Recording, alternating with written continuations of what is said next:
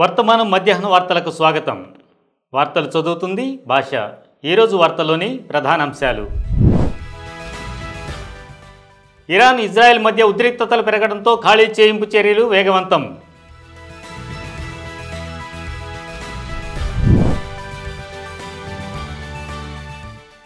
Air India 8 విమానాలు రద్దు.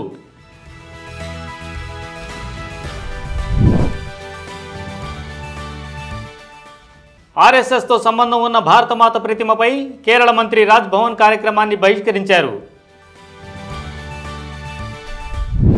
Iran మరియు ఇజ్రాయెల్ మధ్య కొనసాగుతున్న దాడులు మరియు ప్రతిదాడుల కారణంగా మధ్యప్రాచ్యంలో విమానయానాలు తీవ్రంగా ప్రభావితమయ్యాయి.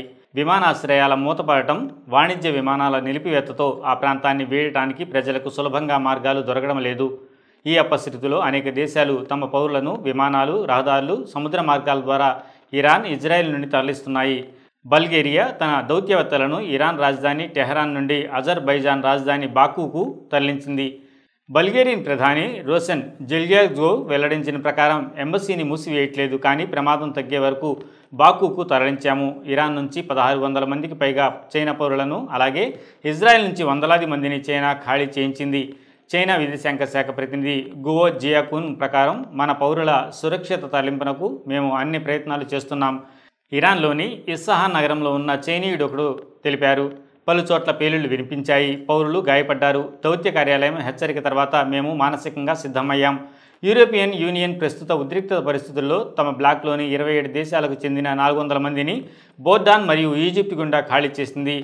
ఇవా హెడ్సిరోవా అనే అధికార ప్రతినిధి ప్రకారం మెంబర్ స్టేట్స్ జాబితాను సమన్వయం చేస్తాయి.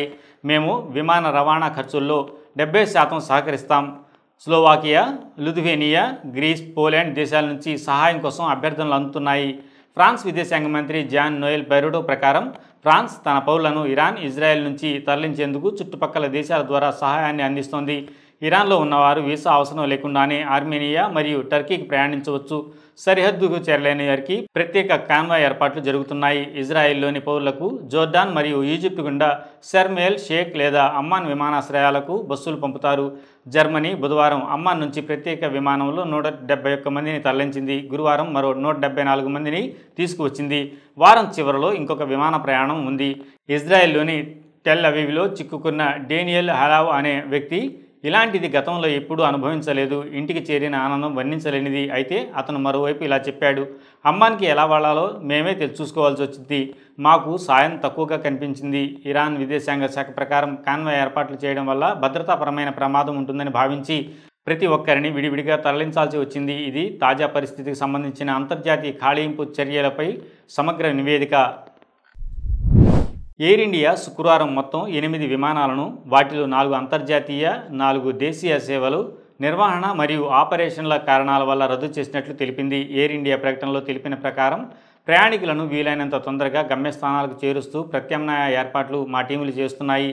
అలాగే ఈ విమానాల రద్దుకు సంబంధించి ప్రయాణికులకు పూర్తి రిఫండ్ లేదా ఉచితంగా తిరిగి బుకింగ్ చేసుకునే అవకాశం కూడా ఎయిర్లైన్ అందిస్తోంది.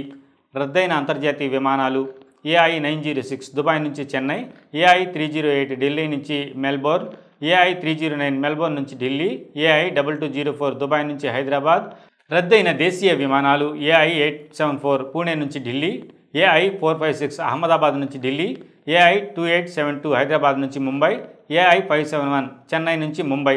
ప్రయాణికులు తమ టికెట్లను తిరిగి బుక్ చేసుకోవడం లేదా డబ్బులు రిఫండ్ చేసుకోవడం కోసం ఎయిర్ ఇండియా కస్టమర్ సపోర్ట్ని సంప్రదించవచ్చు. కేరళలో విద్యాశాఖ మంత్రి వి శివంకుట్టి గురువారం రాజ్భవన్లో జరిగిన ఒక కార్యక్రమాన్ని మధ్యలో విడిచి వెళ్లిపోయారు. కారణం, వేదికపై ఆర్ఎస్ఎస్ రాష్ట్రీయ స్వయం సేవక్ సంఘ్కు సంబంధించిన జెండాతో కూడిన భారతమాత చిత్రాన్ని ప్రదర్శించడాన్ని ఆయన వ్యతిరేకించడం. ఈ ఘటన భారత స్కౌట్స్ అండ్ గైడ్స్కు సంబంధించిన రాజ్ పురస్కార్ అవార్డు ప్రదానోత్సవం సందర్భంగా జరిగింది. ఈ కార్యక్రమాన్ని రాష్ట్ర ప్రభుత్వం మరియు గవర్నర్ రాజేంద్ర అర్లేకర్ కార్యాలయం సంయుక్తంగా నిర్వహించాయి. శివంకుట్టి మీడియాతో మాట్లాడుతూ, వేదికపై దీపం పక్కన ఉంచిన భారతమాత చిత్రాన్ని చూసి తాను అభ్యంతరం తెలిపానని అన్నారు. అధ్యక్ష ప్రసంగంలో అవార్డు గ్రహీతలను అభినందించిన అనంతరం, ప్రభుత్వ కార్యక్రమంలో ఇటువంటి చిత్రాన్ని ప్రదర్శించడం తగదని తాను స్పష్టం చేశానని చెప్పారు. తర్వాత తాను తన నిరసనను వ్యక్తపరిచి కార్యక్రమాన్ని వదిలి వెళ్లిపోయానని తెలిపారు. మంత్రి శివంకుట్టి మాట్లాడుతూ, అధికారిక కార్యక్రమాల్లో మతపరమైన లేదా రాజకీయ గుర్తులు ప్రదర్శించడం సెక్యులర్ విలువలకు విరుద్ధమని విమర్శించారు. మంత్రి ప్రవర్తనపై రాజ్భవన్ తీవ్రంగా స్పందించింది. మంత్రి చర్యను ప్రోటోకాల్కు తీవ్రమైన అవమానంగా, గవర్నర్ పదవికి అవమానంగా అభివర్ణించింది. ముఖ్యమంత్రి పినరయి విజయన్ కూడా ఈ అంశంపై స్పందించారు. భారతమాతకు గౌరవం ఇవ్వడంలో ఏముంది అనే ప్రశ్నలు రావచ్చు, కానీ మన రాజ్యాంగంలో భారతమాత అనే భావనకు స్థానం లేదని ఆయన తెలిపారు. ఆ చిత్రంలో ఉన్న జెండా ఆర్ఎస్ఎస్దని, వారి ఆస్తిక విశ్వాసాలను ఇతరులపై విధించడం తగదని వ్యాఖ్యానించారు. ఇటీవల ఇదే విధంగా మరో మంత్రి కూడా రాజ్భవన్ కార్యక్రమాన్ని బహిష్కరించారు. జూన్ 5న ప్రపంచ పర్యావరణ దినోత్సవం సందర్భంగా వ్యవసాయ శాఖ మంత్రి పి ప్రసాద్ భారతమాత చిత్రాన్ని వేదికపై ఉంచడాన్ని వ్యతిరేకించారు. గవర్నర్ చిత్రం తొలగించేందుకు నిరాకరించడంతో అధికారిక కార్యక్రమాన్ని సచివాలయ దర్బార్ హాల్కి మార్చారు. గవర్నర్ మాత్రం మంత్రులు లేకుండానే రాజ్భవన్లో కార్యక్రమాన్ని కొనసాగించి భారతమాత చిత్రానికి దీపం వెలిగించారు. ఈ ఘటనలు కేరళలో ప్రభుత్వ, రాజ్భవన్ మధ్య నెలకొన్న రాజకీయ విభేదాలను స్పష్టం చేస్తున్నాయి.